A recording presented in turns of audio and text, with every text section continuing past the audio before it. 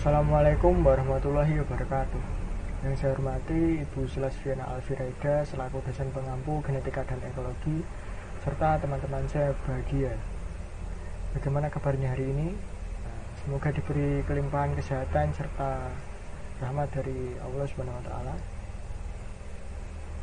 Pada pertemuan kali ini kelompok kami akan membahas mengenai konsep organisasi dalam populasi dan komunitas. Sebelum menuju ke materi, saya akan beritahu yang pertama itu anggota kelompok kami serta apa saja yang akan kami bahas pada pertemuan kali ini. Saja untuk anggota kelompok kami, yaitu yang pertama ada Milhatus Sania, ada Lady Fiah, ada Faizatun Nikmah, ada saya Ilham Majutama, ada Solihah, ada Ami Fadilah, ada Suci Munawaroh, serta Fauzatul Lutfah. Itu yang akan kami bahas kali ini, yaitu yang pertama ada konsep organisasi dalam populasi, konsep organisasi dalam komunitas, habitat dan niche, serta ada suksesi. Kepada pemateri yang pertama saya persilahkan. Yang pertama ada populasi. Apa itu populasi dan bagaimana kehidupannya? Populasi adalah sekelompok organisme satu spesies yang mendiami suatu tempat. Memiliki ciri atau sifat khusus populasi atau kelompok dan bukan ciri individu. Misalnya gajah Sumatera. Gajah Sumatera merupakan subspesies dari gajah Asia yang berhabitat di Pulau Sumatera. Gajah Sumatera berpostur lebih kecil daripada subspesies gajah India yang populasinya semakin menurun dan menjadi terancam spesies yang punah. Apa saja sifat khusus populasi? Yang pertama ada kerapatan, natalis atau angka kelahiran, mortalitas atau angka kematian, penyebaran umur, potensi biotik, dispersi, pertumbuhan, dan perkembangan. Populasi memiliki dua cara penggolongan. Yang pertama yaitu secara taksonomi. Secara taksonomi merupakan spesies ditentukan berdasarkan hubungan kekeluargaan baik secara evolusi maupun sejarah nenek moyangnya. Misalnya ada Bubalus bubalis atau kerbau, Bus javanicus banteng. Kedua spesies ini memiliki kekerabatan yaitu termasuk ke dalam Bovidae. Yang kedua ada secara peran dan fungsinya, yaitu penentuan spesies didasarkan pada kesamaan perannya di dalam lingkungan. Misalnya ada padi dan rumput. Kedua spesies ini memiliki peran dan fungsi yang sama, yaitu sebagai produsen. Yang pertama ada densitas atau kerapatan. Densitas atau kerapatan adalah besarnya populasi dalam hubungannya dengan suatu unit atau satuan ruangan. Umumnya dinyatakan dalam jumlah individu atau biomassa, populasi, persatuan area atau volume. Densitas ini memiliki dua cara ukur, yaitu yang pertama densitas kotor atau pure density, yang kedua ada densitas efektif. Densitas kotor atau pure density merupakan jumlah individu suatu populasi persatuan area seluruhnya. Sedangkan densitas efektif adalah dikenal sebagai kerapatan ekologi, yaitu jumlah individu suatu populasi persatuan ruang habitat. Apa saja hal yang perlu diperhatikan dalam organisme populasi? Nah, yang pertama ada konsep dasar rentang laju atau rates. Karena populasi merupakan kesatuan yang selalu berubah, kita tidak hanya tertarik pada ukuran dan komposisi pada suatu saat, tapi juga bagaimana populasi berubah. Beberapa sifat khas penting yang berkaitan dengan perubahan populasi adalah laju atau rates. Suatu laju didapat dengan membagi perubahan dengan periode waktu berlangsungnya perubahan, yaitu jumlah kelahiran per tahun sama dengan jumlah kelahiran atau birth rates. Yang kedua ada angka kelahiran atau natalis. Natalis adalah kemampuan inheren populasi untuk bertambah. Di dalam angka kelahiran dapat bervariasi sesuai dengan keadaan lingkungan. Angka kelahiran umumnya dinyatakan dalam bentuk angka atau laju yang dihitung berdasarkan jumlah individu baru per satuan waktu per satuan populasi. Natalis ini memiliki rumus, yaitu B besar sama dengan delta N1 dibagi delta T, dan B kecil sama dengan delta N1 dibagi N delta T, yang memiliki keterangan N sama dengan seluruh individu dalam populasi atau hanya individu yang bereproduksi. Delta N1 sama dengan jumlah individu baru dalam populasi karena kelahiran, dan delta T sama dengan satuan waktu, B besar angka kelahiran untuk berbagai kelompok umur yang berbeda, sedangkan B kecil angka kelahiran persatuan populasi. Yang ketiga, ada angka kematian atau mortalitas. Mortalitas menyatakan jumlah individu-individu dalam populasi yang mati per satuan waktu. Dalam kondisi yang ideal, maka angka kematian berada pada titik minimum. Yang keempat, ada genetik. Sifat-sifat genetik secara langsung berhubungan dengan keberadaan satu populasi di dalam lingkungan, termasuk di dalamnya antara lain adalah keserasian reproduksi, distribusi, adaptasi, dan ketahanan hidup. Yang kelima, ada struktur umur. Secara ekologis, populasi umumnya memiliki 3 bentuk sebaran umur, yaitu muda, reproduktif, dan umur tua atau post-reproduktif. Secara teoritis ada 3 bentuk dasar piramida, yaitu piramida dengan bentuk dasar luas dengan ciri populasi umur muda besar. Yang kedua, ada bentuk segitiga sama sisi atau lonceng dengan jumlah kelompok muda seimbang dengan kelompok tua. Yang ketiga, bentuk kendi memiliki jumlah individu muda lebih kecil dan kelompok dewasa. Yang keenam adalah laju intrinsik dari kenaikan alami. Apabila keadaan lingkungan tidak terbatas atau ruang makanan dan organisme tidak mempunyai kendala, maka laju pertumbuhan spesifik, yaitu laju pertumbuhan per individu, menjadi konstan dan maksimum, serta karakteristik untuk struktur umum populasi tertentu dan merupakan indeks tunggal untuk kekuatan pertumbuhan populasi dinyatakan dengan R, dengan rumus dN atau dt sama dengan R kali N, R sama dengan dN atau N dikali dt. Yang ketujuh, ada fluktuasi populasi dan ayunan atau isolasi siklik.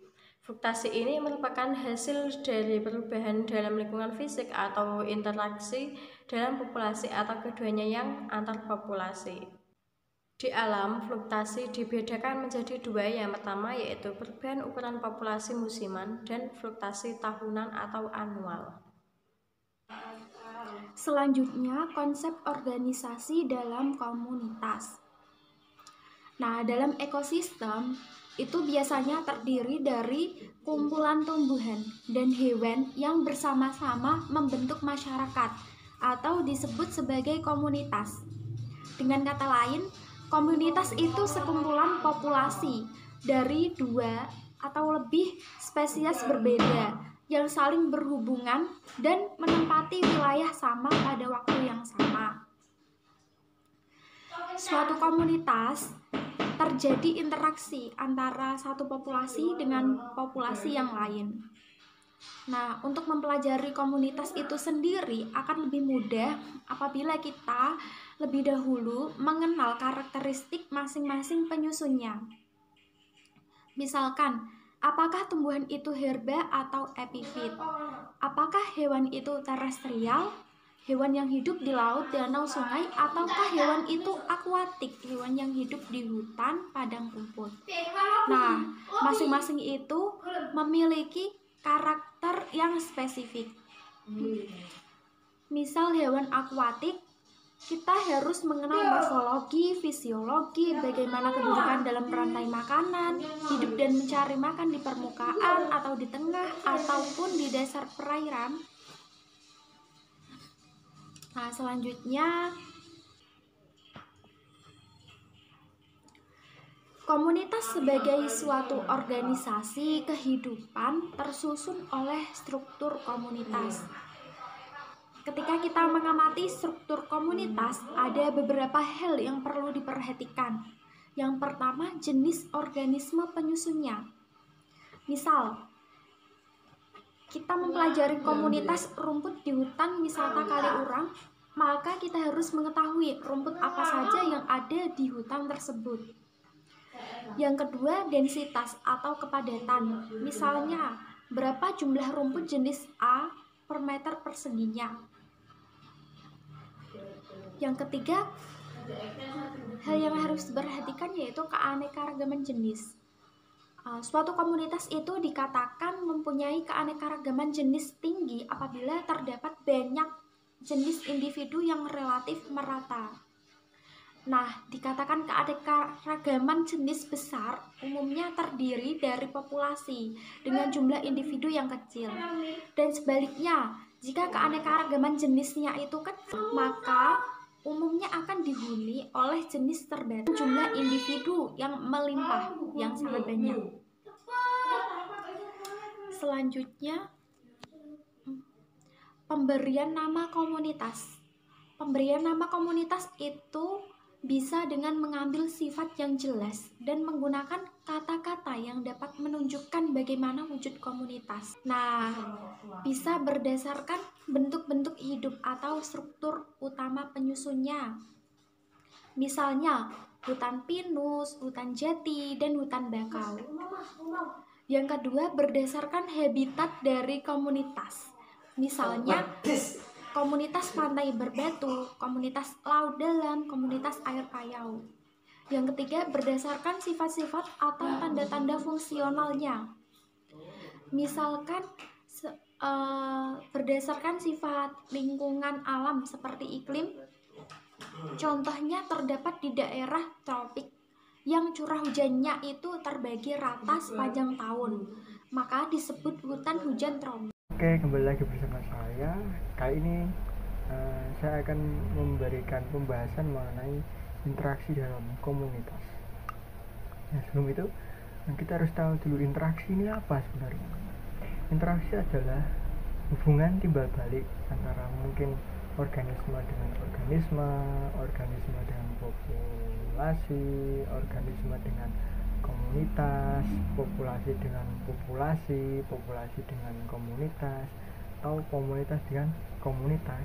Yang biasanya interaksi ini ada namanya pola hubungan, antara lain pola hubungan netral, predasi, parasitisme, komensalisme, dan mutualisme dalam interaksi antar organisme. Kemudian ada aleopati dan yang satunya apa gitu dalam interaksi antar populasi. Nah, di sini saya akan membahas yang pertama yaitu interaksi antar organisme, interaksi antar populasi, dan interaksi antar komunitas.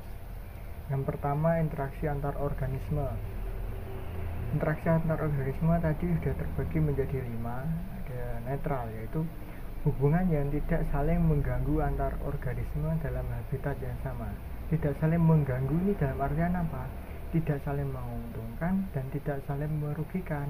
Nah, jadi mereka ini termasuk bagian dari habitat, tetapi tidak ada hubungannya gitu. Tapi ada dalam habitat tersebut. Nah, contohnya ada capung dan sapi. Kemudian yang kedua ada predasi. Hubungan ini adalah hubungan antara mangsa dan pemangsa.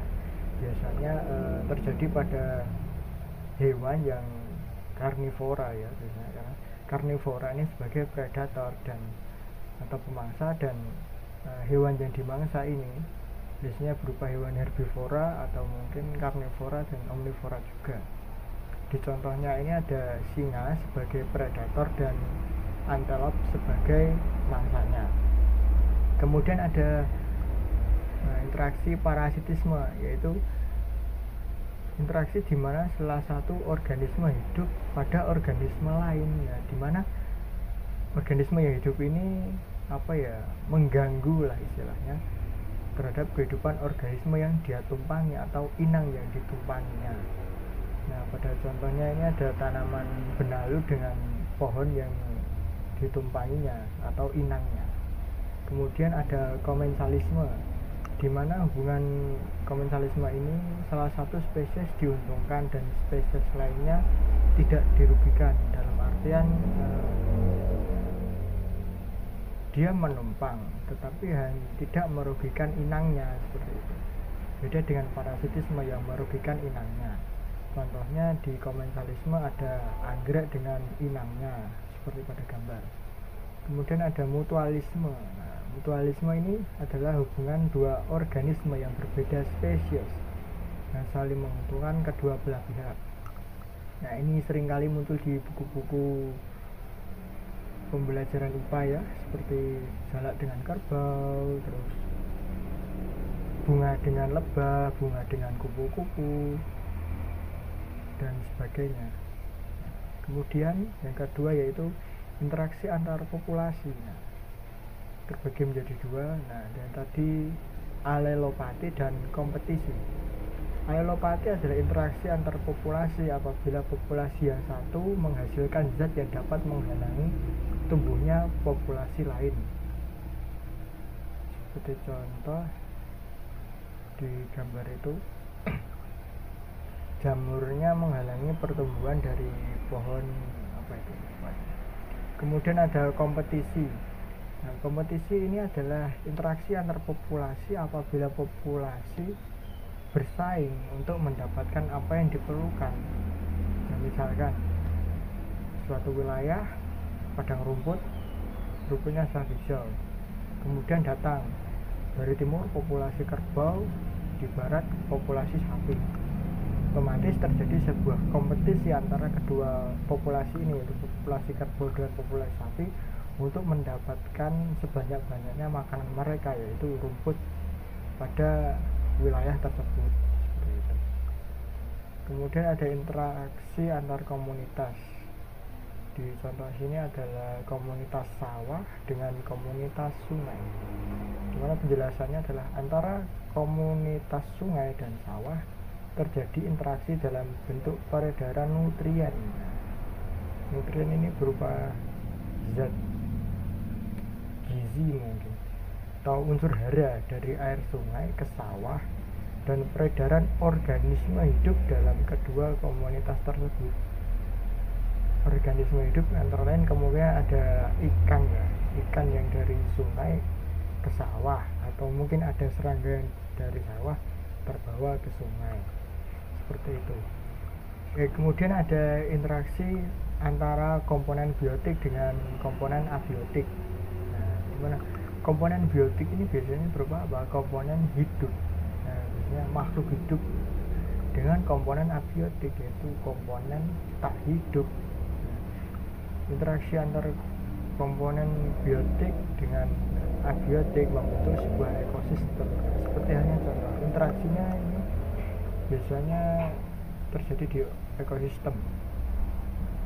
Komponen biotik dalam foto tersebut apa? Komponen biotik adalah komponen hidup, berarti yang berupa makhluk hidup. Yang pertama ada rusa, ada capung, ada apa itu? Katak, ada ikan. Nah, ada bebek juga. Kemudian komponen abiotiknya apa? Ada cahaya matahari, ada udara, ada air. Interaksinya apa? Interaksinya ada hubungannya. Rusa meminum air, interaksi komponen biotik dan abiotik. Rusa menghirup udara, interaksi komponen biotik dan abiotik. Seperti itu. Nah, sekian dari saya. Mungkin materi selanjutnya dijelaskan oleh pemateri selanjutnya. Terima kasih. Lalu materi selanjutnya itu ada habitat dan relung ekologi atau niche. Nah, habitat itu sendiri pengertiannya itu merupakan tempat di mana organisme hidup atau tempat di mana manusia dapat menemukan organisme tersebut.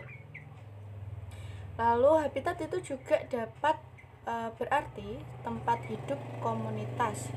Nah, dalam hal ini habitat tidak hanya meliputi lingkungan abiotik, tetapi juga meliputi lingkungan biotik. Misalnya, habitat tanaman trilium adalah di tempat lembab dan teduh pada hutan hujan. Ini ada contoh habitat di laut, habitat di perairan terbuka, habitat di dataran tinggi. Misalnya di habitat laut itu lingkungan abiotiknya bisa berupa terumbu karang, air, pasir, lalu lingkungan biotiknya itu bisa berupa ikan, paus, dan lain-lain. Selanjutnya kita masuk ke niche atau relung ekologi. Nah, sebaliknya dari habitat itu kalau relung itu suatu organisme atau terminologi yang lebih inklusif, yang tidak hanya meliputi ruang atau tempat yang ditinggali organisme, tetapi juga peranannya dalam komunitas. Relung ekologi itu tidak hanya tergantung di mana organisme hidup, tetapi pada apa yang dilakukan organisme, bagaimana organisme dapat merubah energi, bertingkah laku, bereaksi, mengubah lingkungan fisik maupun biologi, dan bagaimana organisme dihambat oleh spesies lain.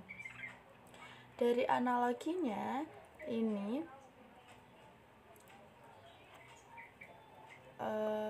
habitat organisme itu merupakan alamat, lalu relung organisme itu merupakan profesi atau jabatan.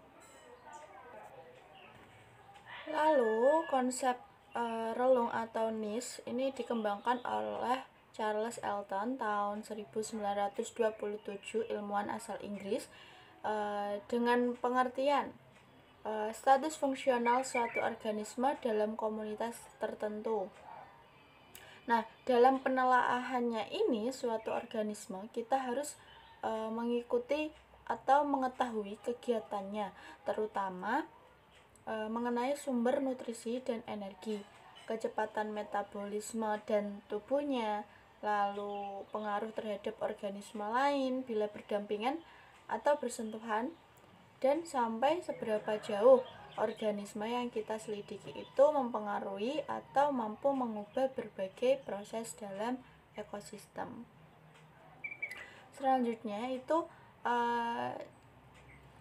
relung atau niche ini posisi atau status suatu organisme dalam suatu komunitas dan ekosistem tertentu, yang merupakan akibat adaptasi struktural, tanggap fisiologis, serta perilaku spesifik organisme itu.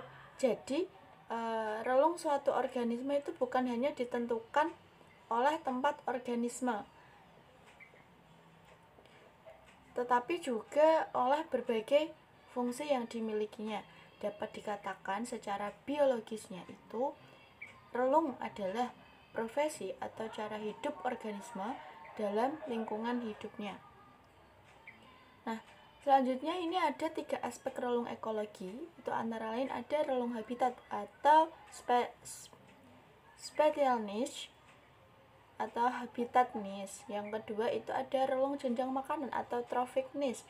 Yang ketiga ada relung multidimensional atau multidimensional niche atau hypervolume niche.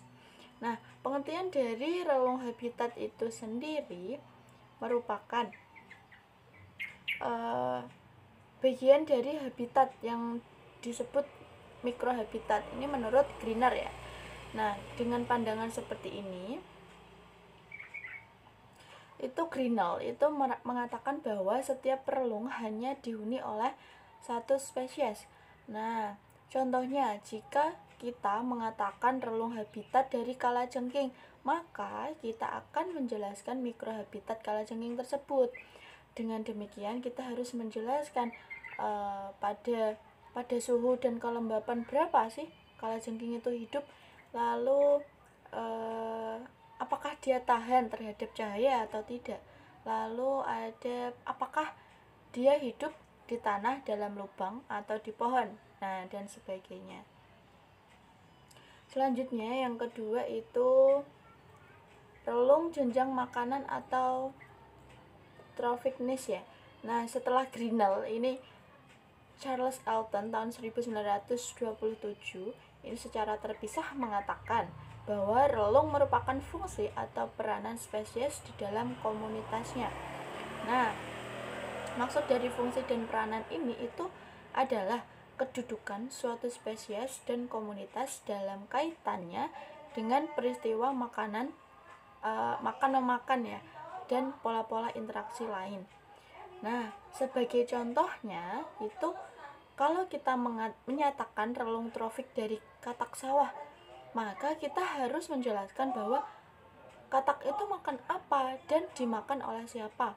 Apakah dia herbivora, karnivora, atau omnivora? Apakah dia bersifat kompetitor bagi yang lain, dan lain-lain.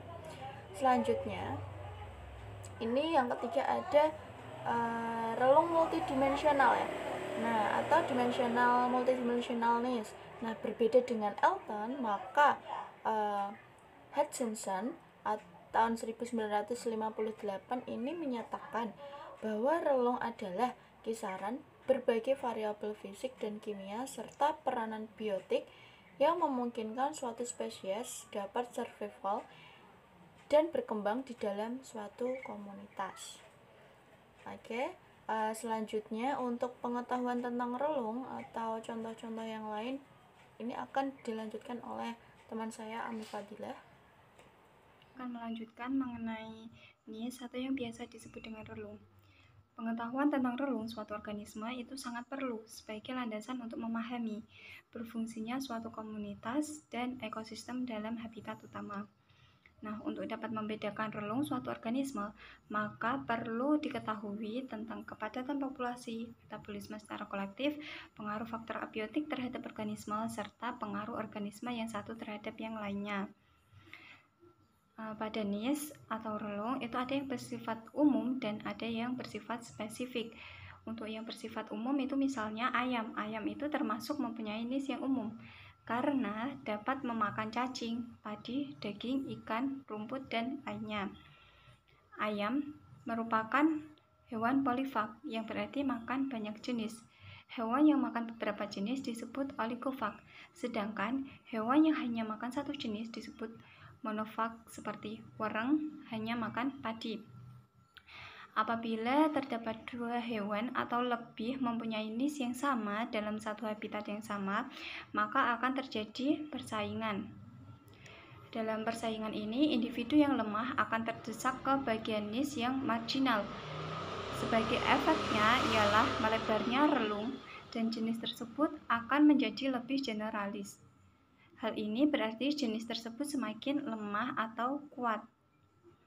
Makin spesialis suatu jenis, semakin rentan pula makhluk tersebut. Untuk konsep relung atau NIS itu analoginya itu seperti gini. Jika kita ingin berkenalan dengan seseorang, mula-mula kita harus tahu alamatnya. Setelah kita mengetahui alamatnya, kemudian untuk mengenal lebih jauh atau lebih dekat, kita juga harus tahu tentang kedudukannya itu bagaimana, minatnya itu apa saja, temannya itu siapa saja, peranannya dalam lingkungan itu bagaimana. Nah, hal itu juga demikian pada organisme. Mengenal habitatnya baru permulaan perkenalan. Untuk menentukan status organisme dalam lingkungan alamiahnya, kita harus tahu aktivitasnya, makanannya, sumber energinya, metabolisme, pertumbuhan, dan pengaruhnya terhadap organisme sekitar, serta kemampuannya mempengaruhi lingkungan hidupnya.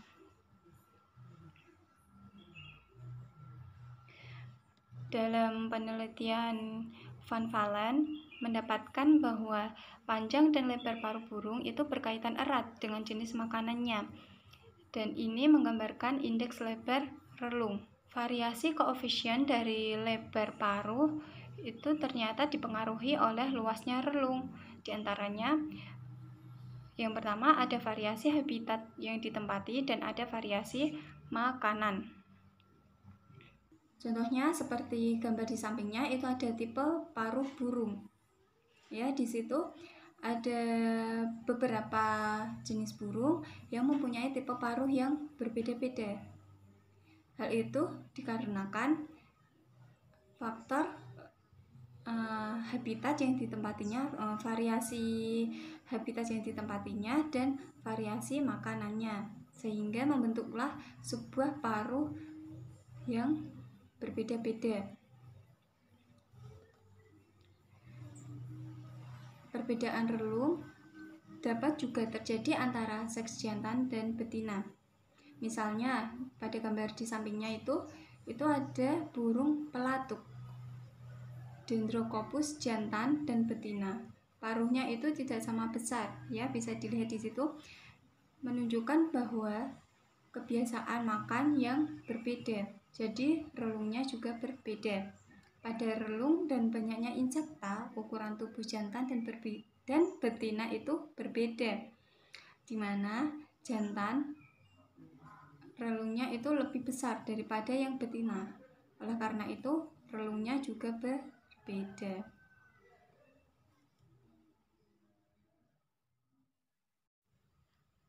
Nah, masuk pada materi selanjutnya yaitu materi suksesi. Sebelum masuk pada materi suksesi, kita lihat terlebih dahulu gambar di samping. Di sini ada gambar sebuah ekosistem pegunungan. Nah, perlu diketahui bahwa ekosistem itu terjadi tidak secara diam, tidak terjadi secara statis, melainkan jadi secara dinamis atau terus berubah. Nah, ekosistem itu tumbuh dari komunitas yang sederhana menuju komunitas yang lebih kompleks. Nah, perubahan ekosistem tersebut terjadi pergantian jenis-jenis organisme yang menguasai daerah tersebut atau organisme dominan yang mendominasi daerah tersebut. Nah, suksesi terus berlangsung hingga tercapai suatu klimaks atau bioma.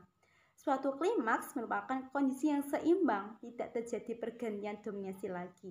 Contohnya, sawah dibiarkan akan ditumbuhi rumput. Jika terus dibiarkan lagi, beberapa tahun yang akan datang akan ditumbuhi oleh semak belukar. Jika terus dibiarkan lagi hingga 100-150 tahun akan menjadi hutan yang lebat. Nah, apa itu suksesi? Suksesi adalah proses perubahan ekosistem dalam kurun waktu tertentu ke arah lingkungan yang lebih teratur dan lebih stabil. Jadi suksesi itu perubahan ekosistem yang terjadi dalam kurun waktu atau secara bertahap. Suksesi ekologi adalah perubahan bertahap dan dapat diprediksi dalam komposisi spesies dari waktu ke waktu. Jadi terjadinya suksesi ini dapat kita prediksi. Nah, namun prosesnya itu pun sangat lama karena terjadinya proses perubahan ekosistem. Nah, komunitas transisi disebut dengan tingkat sel atau sel stag atau tingkat perkembangan atau tingkat pemula atau piano stag. Sedangkan sistem terah yang lebih stabil disebut dengan klimaks. Nah, ketika suksesi terjadi klimaks, maka suksesi tersebut pun akan berhenti. Namun bukan berarti proses pemanfaatan energi juga berhenti. Akan tetapi akan terus berlanjut seperti yang tadi saya katakan bahwa ekosistem itu dinamis, selalu berubah. Maka hanya saja terjadi keseimbangan lingkungan antara energi yang disimpan dengan energi yang dibutuhkan oleh komponen penyusun ekosistem.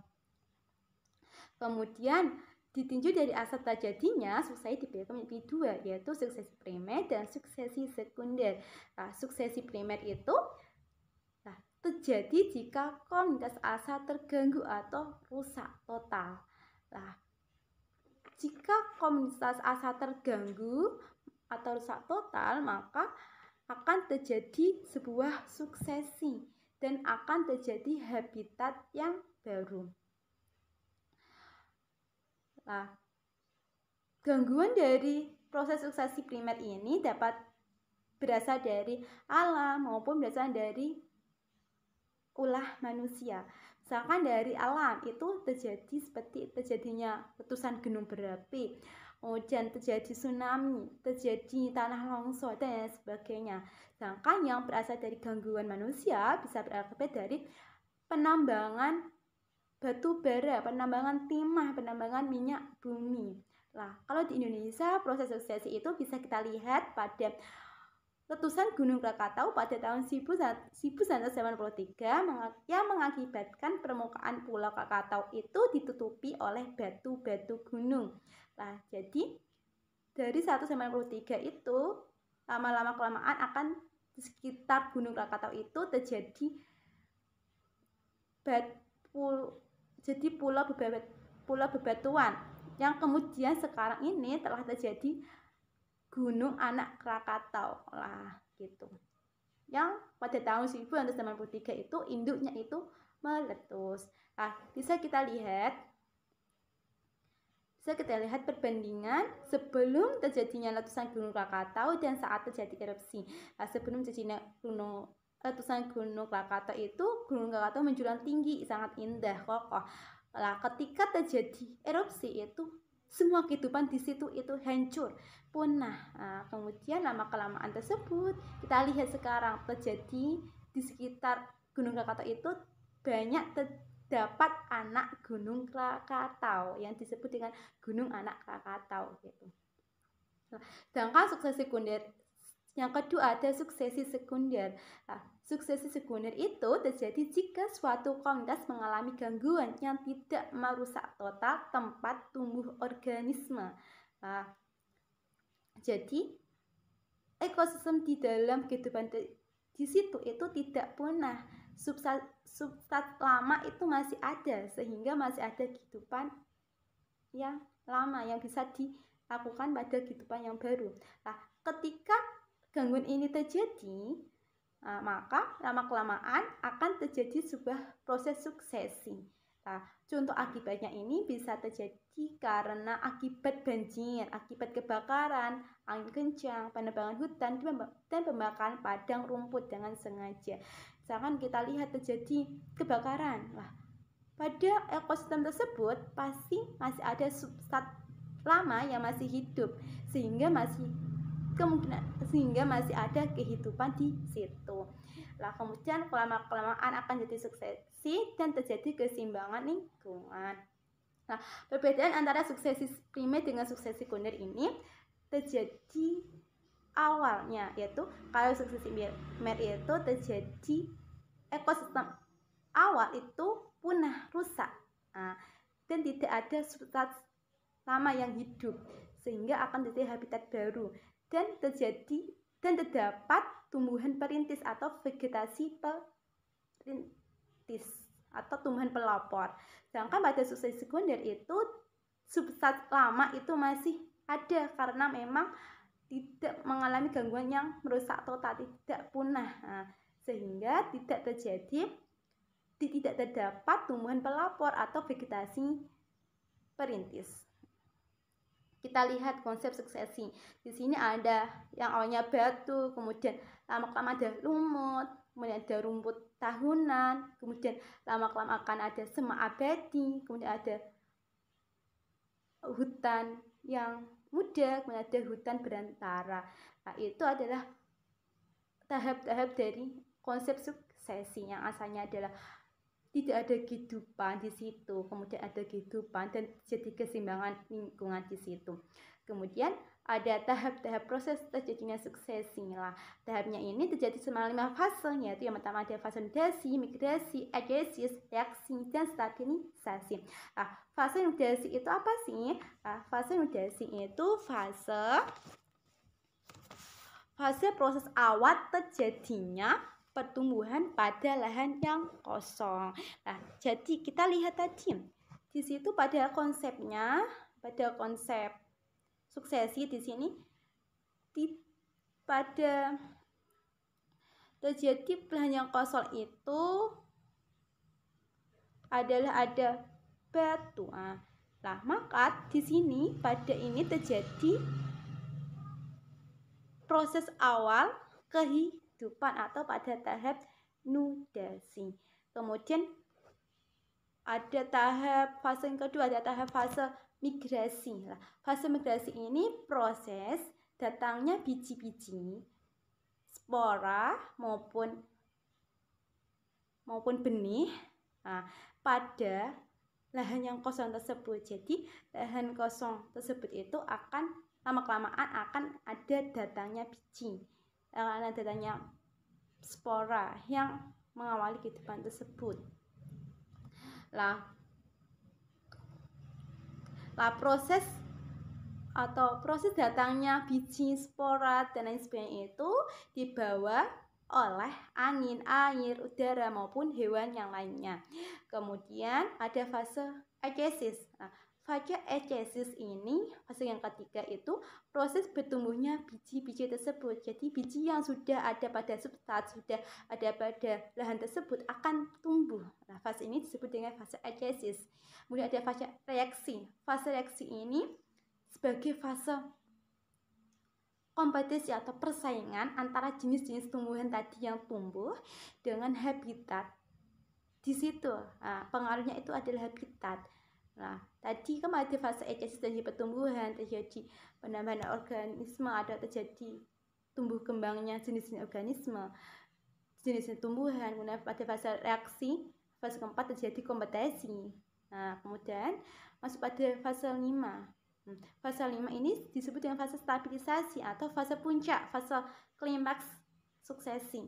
Nah, jadi pada fase ini semua kehidupan atau keseimbangan lingkungan itu akan terjadi. Nah, yang tadi fase pada yang keempat itu fase reaksi, yang tumbuhan yang dominan atau yang memengaruhi pengaruh habitat di situ akan terus bertahan dan akan mendominasi lingkungan tersebut. Dan pada fase 5 terjadi stabilisasi atau keseimbangan lingkungan. Kita lihat tahapan proses suksesi. Nah, di situ ada pertama ada plant stakes atau disebut dengan panggung tanaman. Nah, pada panggung tanaman atau plant stakes ini terjadi selama 5 tahun. Pada pertama, yes. Kemudian stud stakes atau panggung semak. Jadi selama 6 sampai 25 tahun. Ada young forest atau hutan muda terjadi selama 26 sampai 50 tahun. Ada mature forest atau hutan dewasa terjadi selama 51 sampai 150 tahun. Ada climax forest atau hutan klimaks terjadi selama 150 sampai 300 tahun. Nah, apa saja faktor-faktor penyebab terjadinya suksesi? Yang pertama ada iklim.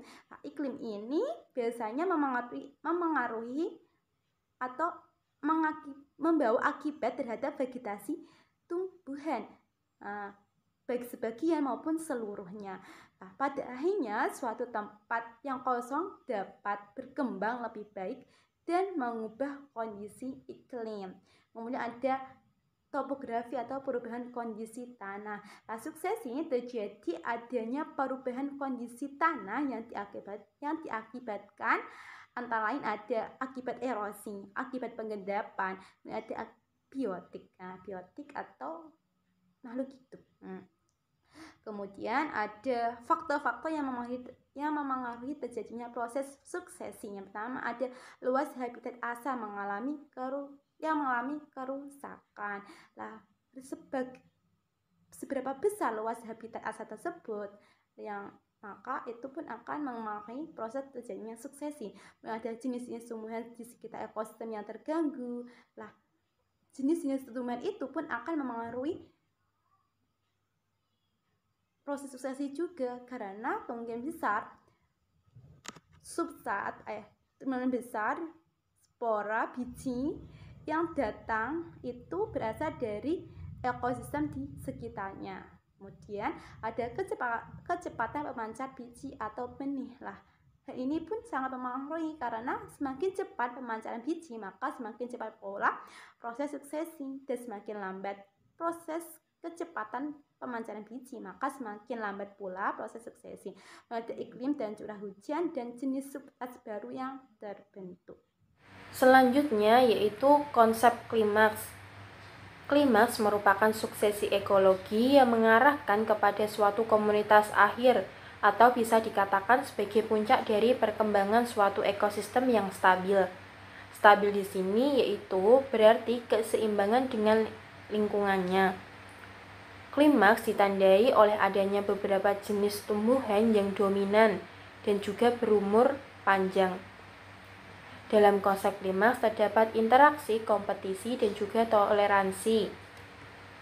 Dalam hal ini, pertumbuhan jenis-jenis baru dalam perjalanan sere akan terjadi interaksi, kompetisi, dan juga toleransi antar populasi untuk tetap bertahan hidup, serta mempertahankan ruang hidupnya.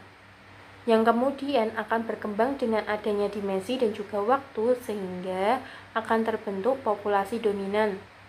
Nah, populasi dominan tersebut merupakan identitas dari komunitas klimaks.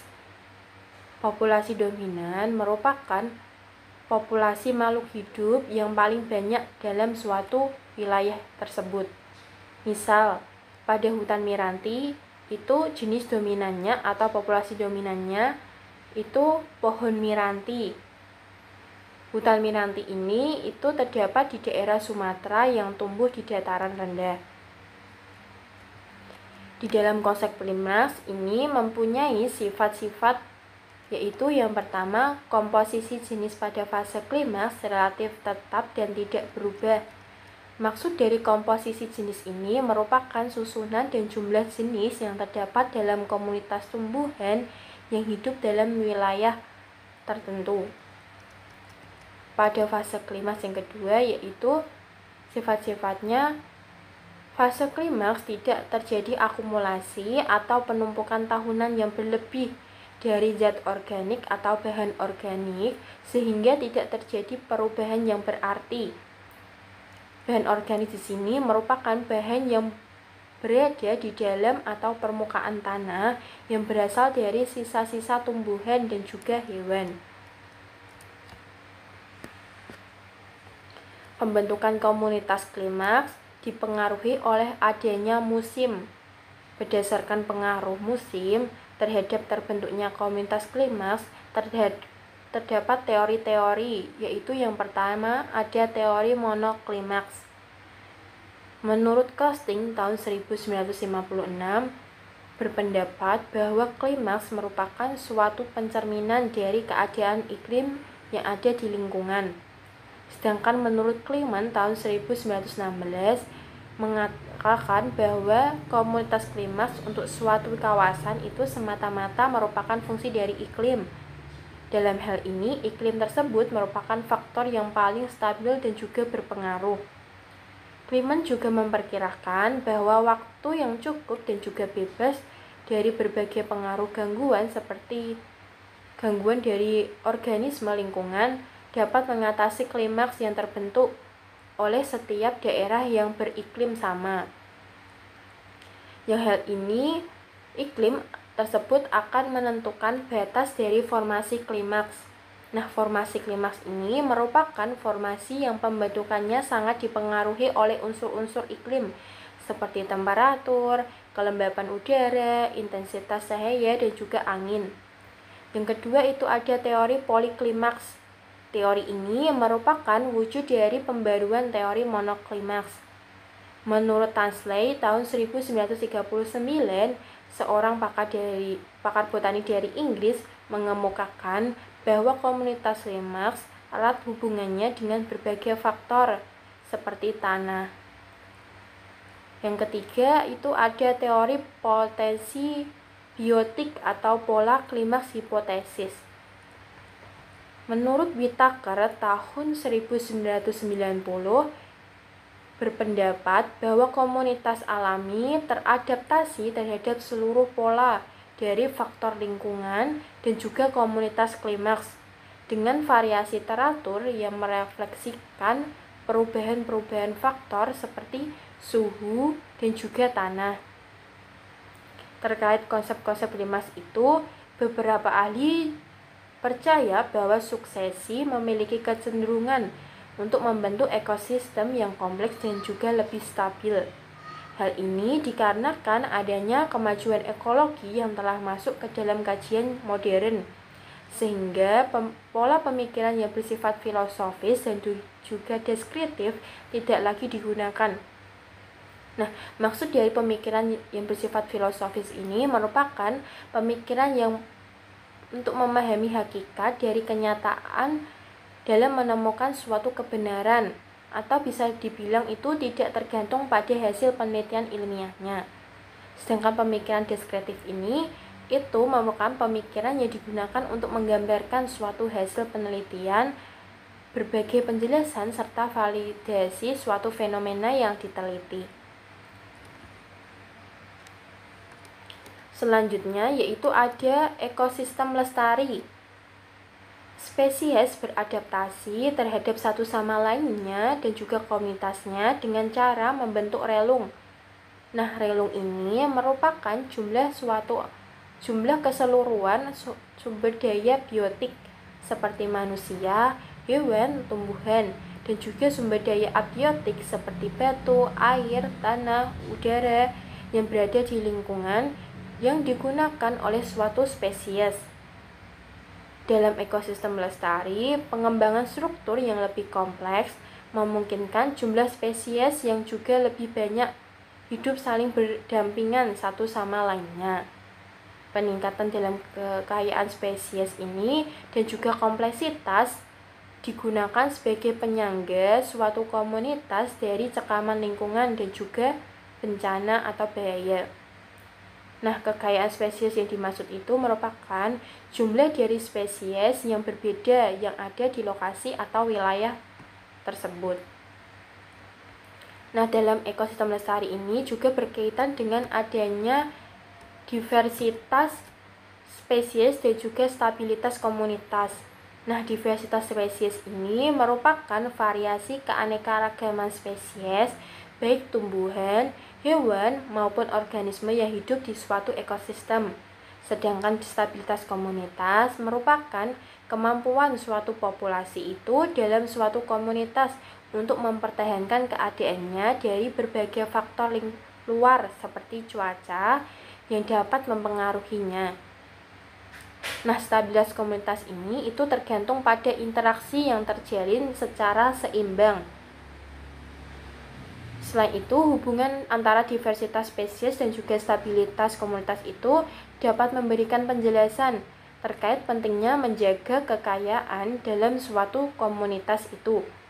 Komunitas tidak akan terganggu dengan adanya spesies yang memiliki ketahanan dalam suatu ekosistem tersebut. Oke, kita sudah mencapai slide terakhir ya. Nah, ini menandakan bahwa materi yang kami sampaikan sudah selesai. Terima kasih sudah menyimak dari awal sampai akhir. Jika ada pertanyaan, langsung saja diletakkan di kolom komentar dan beri waktu untuk kami menjawab. Sekian, Assalamualaikum warahmatullahi wabarakatuh.